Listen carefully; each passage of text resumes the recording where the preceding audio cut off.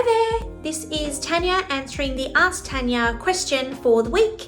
This week my question was, how do I change my registration groups? So I want to add a registration group and offer a new service, or I want to delete a registration group. How do I change my scope of audit?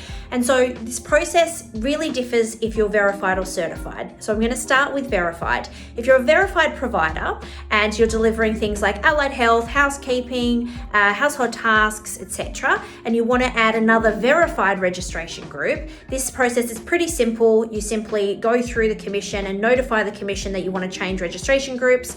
You can do that in the portal, and you also send them an email. And that's generally simple if you're verified. The verified registration groups are assessed by the NDIS Commission, and they make sure that you have the requirements in place.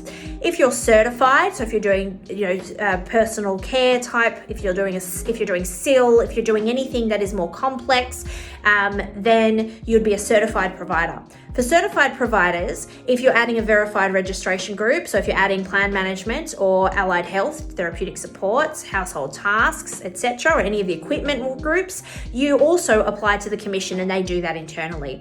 If you're adding another certified registration group, then this is usually requires an audit. So if you're doing daily task shared living, the SIL registration group currently, and you want to add something like support coordination or coordination of supports, which is assist transition life stages. If you were to add that, you need to go through an audit. So you would go on the portal, you would add the registration group there, you would email the commission, and you would email the auditing body, and you would say, I want to change my registration groups, and this would trigger another audit where an auditor would assess just the evidence for that group. Usually it's a remote audit done off-site, done in a day or half a day, and they look at your evidence. So you'd need the policies, the qualifications of the people needed. You'd collate all of that into a folder, share it with your auditor. They would assess it, and then they would add that registration group. They would recommend you to the commission, and the commission would take their time to process that and add it to your scope.